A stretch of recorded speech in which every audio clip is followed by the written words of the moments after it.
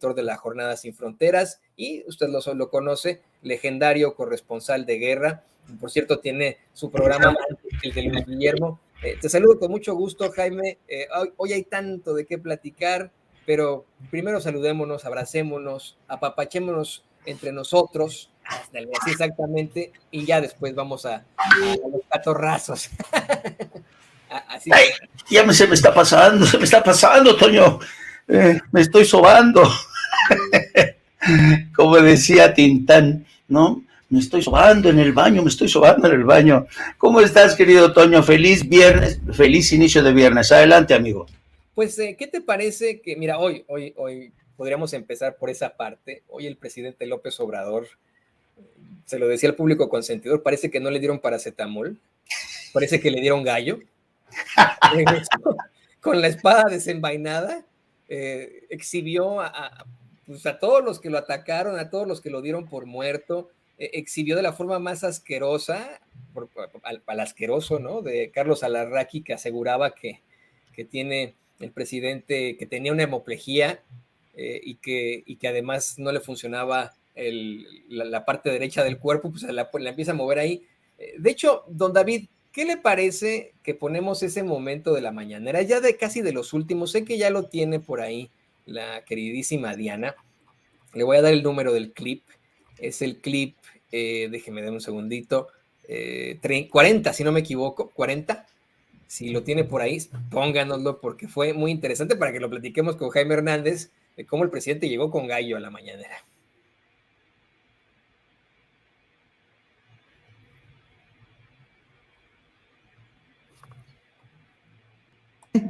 Nada más porque quiere figurar y los acarrean, los manipulan. Eso es muy del pensamiento conservador. A ver, vamos a ver qué dice Calderón. Sí. A ver, primero puso Calderón, sí, pero después puso a Alarraqui. Vamos a la parte de Alarraqui, que es más o menos en ese clip que usted tiene, todavía no estaba terminado, es el 7:30, 7:40. Póngale 7:45, don David, a ver si ya es ahí. Pero la verdad es que no es conveniente ni para el público en general que el presidente ande volando en aviones de línea. ¿Qué pasó con Ovidio el día que lo agarran y lo sueltan? Sí. Que eso de que el presidente sabe todo, pues no es cierto. El propio presidente dijo que no sabía, ¿no? Pero bueno, ya, en fin. Pues soy fortachón, ¿eh? Bueno, ahí está la cuestión. ¿Cómo le llaman ustedes cuando un compañero exhibe a otro compañero? Balconea. Sí, balconeó al otro presidente. Al presidente Peña. No, le dicen, antes le llamaban, me llevó a la tinta. No, ¿cómo es? Me llevó el papel. Me echó al papel. Eso es, me echó al papel. Me echó al papel. Pero bueno, esa es una. A ver, pero ya vieron cómo a la verdad que ahí, ¿no? Cuate, ¿no? Miren acá. Imposible decir nombre, muy confiable dentro del círculo de Andrés. Por fuentes fidedignas sé que AMLO tuvo un evento cerebrovascular y que está internado en un hospital del Distrito Federal. El jefe médico del hijo de una amiga se lo comunicó a su mamá. Se lo trajeron de Mérida en avión militar. Lo están atendiendo de un evento cerebrovascular. Lo está atendiendo el jefe de mi amiga que es neurocirujana. Y luego llegó un Twitter. Seguro ya saben del COVID del presidente, pero esa no es la nota.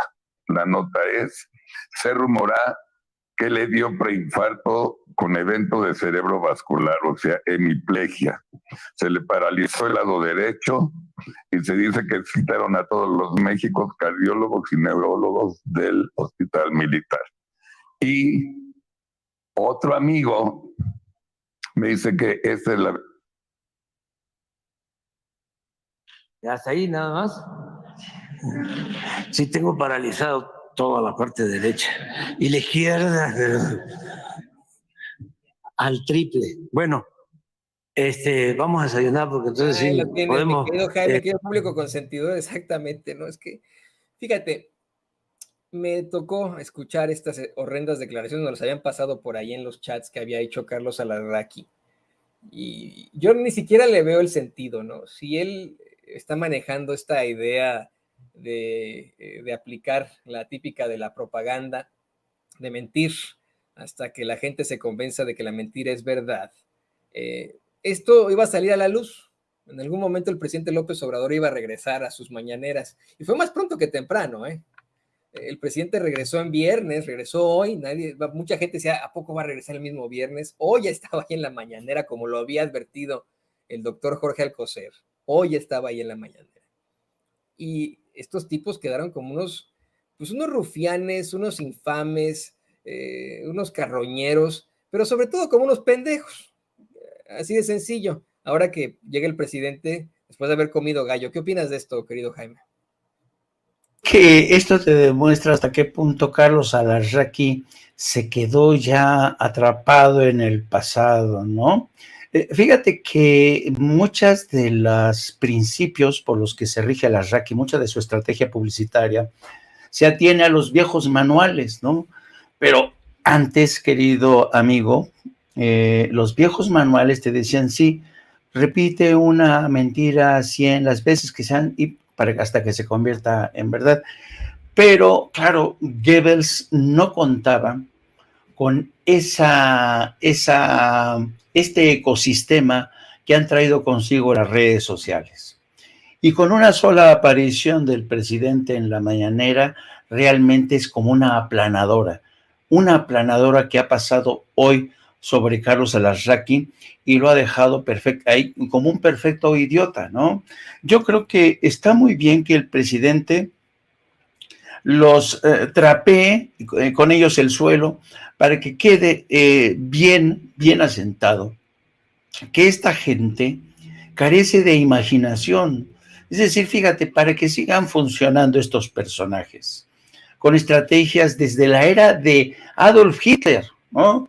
Y tienes ante ti a un personaje como López Obrador, que hoy es uno de los rockstars en el streaming en español. Es decir, ¿cómo sigues aplicando esa vieja medicina contra un personaje que además, por si fuera poco, tiene un sentido del humor fabuloso, con una mordiente, y cuando dice, sí, tengo el lado derecho paralizado, pero la izquierda a todo lo que da, ¿no? Ese solo gesto es una aplanadora contra Carlos Alarraqui, Raimundo Rivapalacio, Ciro Gómez Leiva, contra toda esta gente que han tratado de matarlo, no una, sino muchas veces. Ya decía Winston Churchill que en la guerra nos matan una vez, pero en política nos matan una y otra vez, que es lo que ha pasado con Andrés Manuel López Obrador, pero con la gran diferencia de que las redes sociales hoy magnifican el mensaje de Andrés Manuel, por eso no pueden con él, por eso realmente no pueden con él. Y yo deseo, Toño, que quien sea el sucesor o sucesora de Andrés Manuel sean tan, como dicen en inglés, so savvy, tan conocedores de estas nuevas herramientas de las redes sociales, para que todos estos medios corporativos,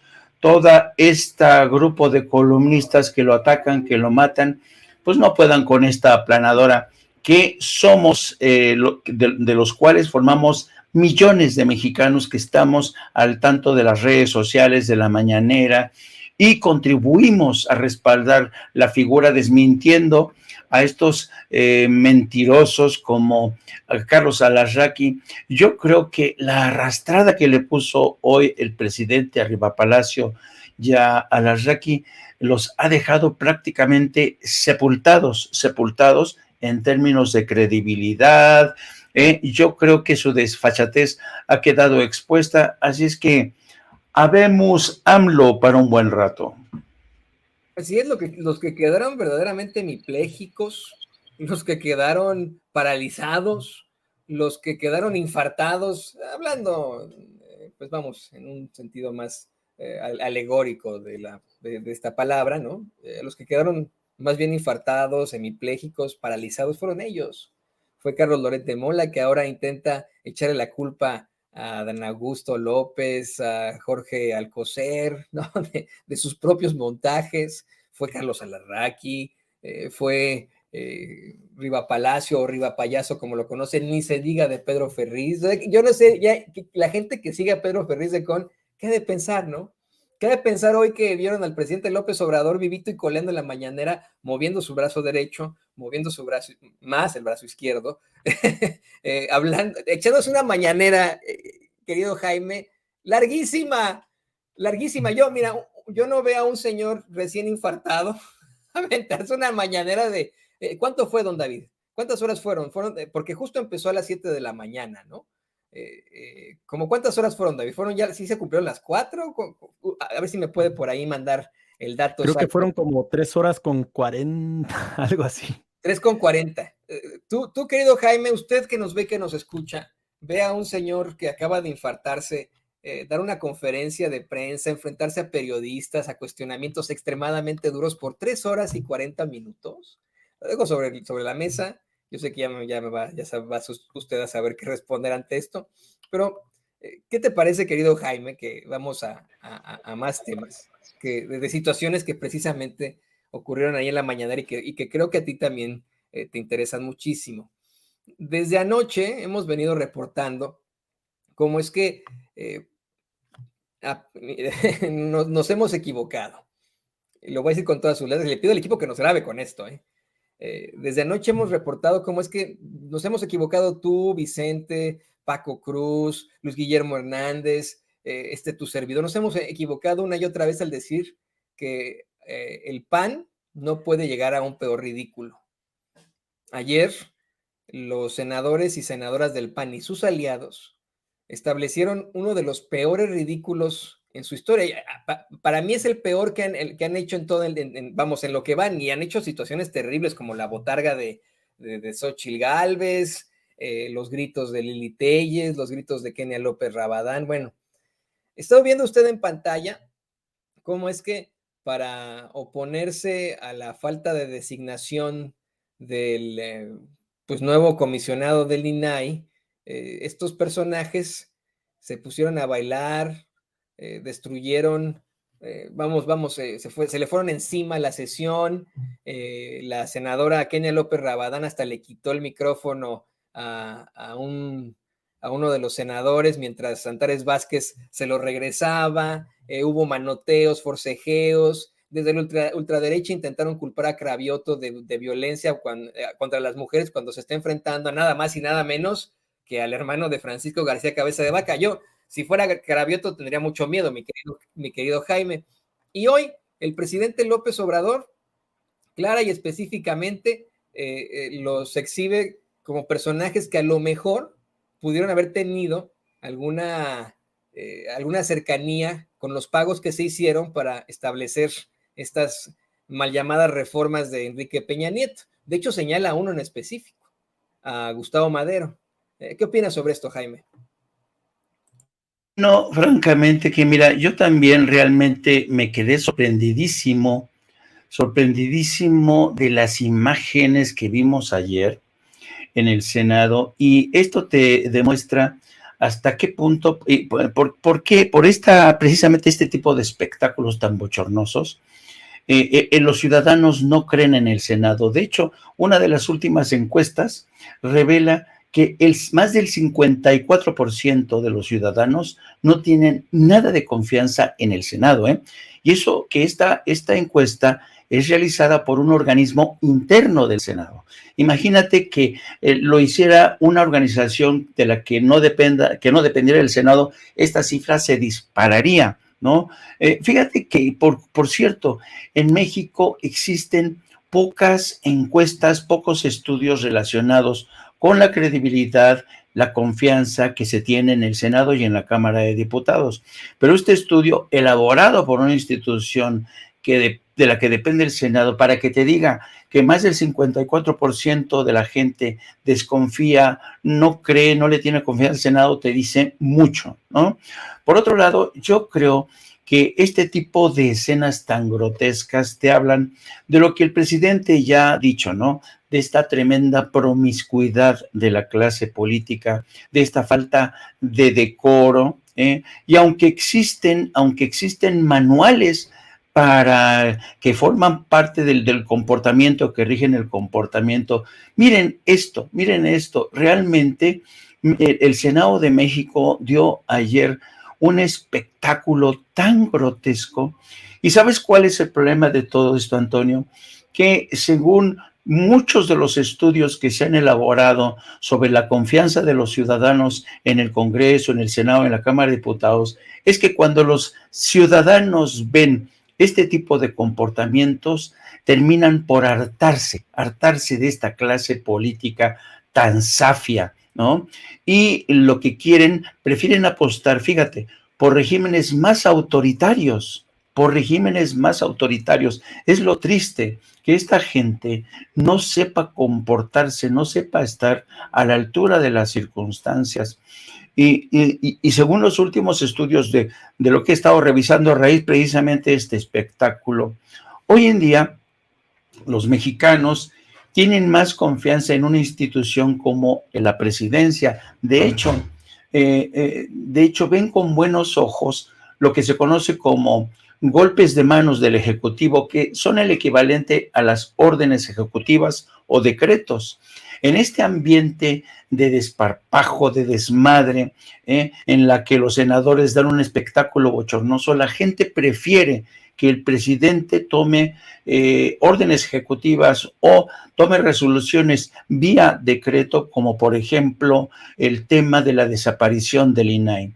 A esto es lo que estos senadores sinvergüenzas están orillando a la ciudadanía, que no encuentre más remedio que los grandes problemas, como es, por ejemplo, la pervivencia del INAI, pues se decida con un golpe de mano al presidente, porque ya que ellos no han sabido estar a la altura de las circunstancias, pero además aquí hay otro añadido, me refiero al comportamiento de Ricardo Monreal, quien pactó con el PAN la designación de este nuevo comisionado del INAI, pero Morena lo rebasó y lo desautorizó.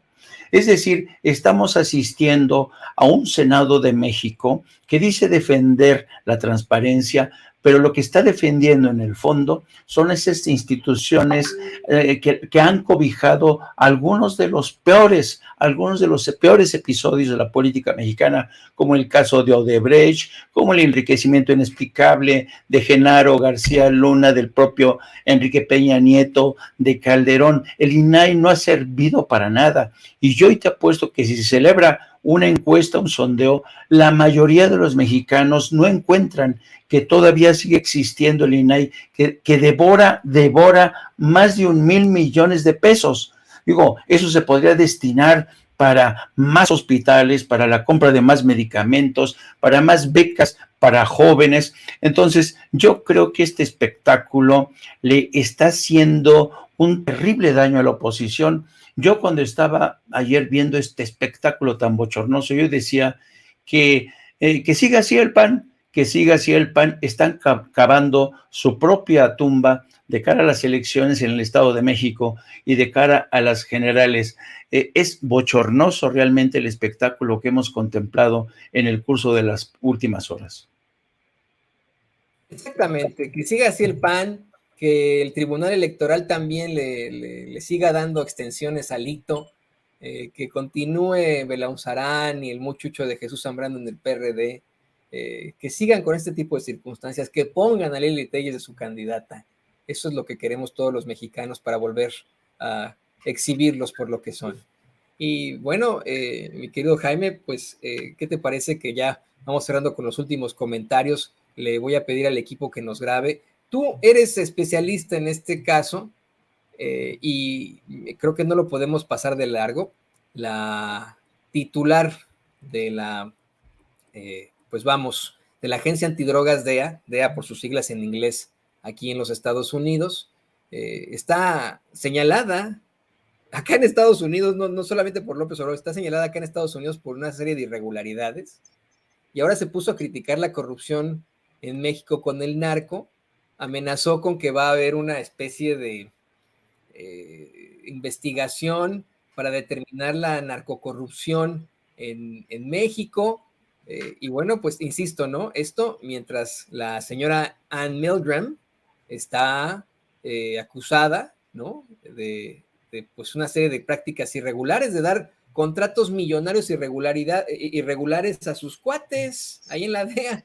¿Qué opinas de esto? ¿Qué nos puedes decir de esto, querido Jaime? Pues básicamente que la DEA sigue en automático tratando de presionar a México para que le autorice más agentes, para que le permita entrar hasta la cocina como hacía antes, pero eso ya no es posible. Todas estas amagos, todas estas palabrerías de Ann Milgram se van a topar con el muro de Palacio Nacional. Y como tú bien dices, desafortunadamente para la DEA, Ann Milgram se encuentra ella misma en medio de esta serie de escándalos que tienen que ver con el manejo de su propio entorno laboral. Ella ha contratado a un grupo de colaboradores, algunos de los cuales se han beneficiado con jugosos contratos. Hay una investigación en curso, pero si a eso añades la serie de escándalos que han rodeado a la DEA, te vas a dar cuenta que la DEA ha soslayado una cultura de la corrupción, de escándalos de algunos de sus agentes. El jefe de la estación en México de la DEA tuvo que renunciar, tuvo que ser removido del cargo porque se supo que había tenido encuentros en yates de lujo en Miami con algunos de los abogados de los capos de la droga. Entonces, realmente están en el ojo del huracán. La autoridad moral de la DEA realmente está en tela de juicio. Así es que yo creo que antes de ocuparse por la cooperación con un gobierno como el de México, que ha decidido fortalecer su propia estructura de inteligencia, de su propia infraestructura, preparando a más elementos de la Guardia Nacional, del Ejército, de inteligencia, sobre todo fortaleciendo su equipo, el grupo que dirige la inteligencia, para seguirle la pista a los cárteles de la droga. Yo creo que ella debería de trabajar con México. Más le vale porque el gobierno de México de Andrés Manuel López Obrador no es un gobierno que doble la mano tan fácilmente. El gobierno de México ya está harto de esta actitud tan arrogante de la DEA, que insiste una y otra vez en decidir, incluso dictarnos la estrategia y además encamar a agentes de la DEA dentro de los cuerpos de Marina y del Ejército para que participen en operaciones conjuntas. Yo creo que está equivocado y que, ¿sabes qué? En este caso yo diría que desafortunadamente Ann Milgram está predicando en el desierto. Sus críticas hacia México no van a ir a ningún lado. ¿Por qué? Porque el gobierno de México por primera vez está poniendo un alto a estos abusos de la Agencia Antinarcóticos que en el pasado nos costaron muchísimo, ¿sabes? Nos costaron muchísimo. Se permitió fíjate, la DEA sabía, hace 15 años, sabía que Genaro García Luna tenía acuerdos con los cárteles de la droga. ¿Por qué se cayó?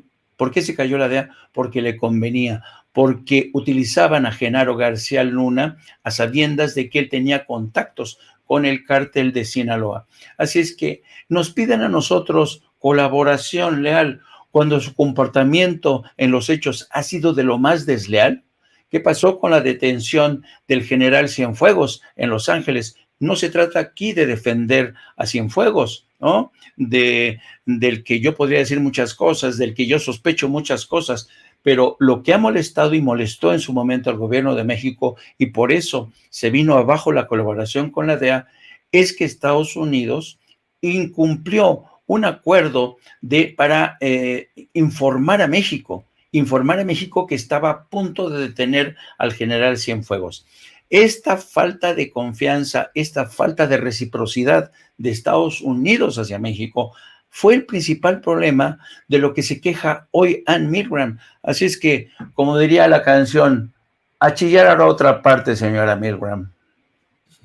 Y se lo dice un especialista en la materia.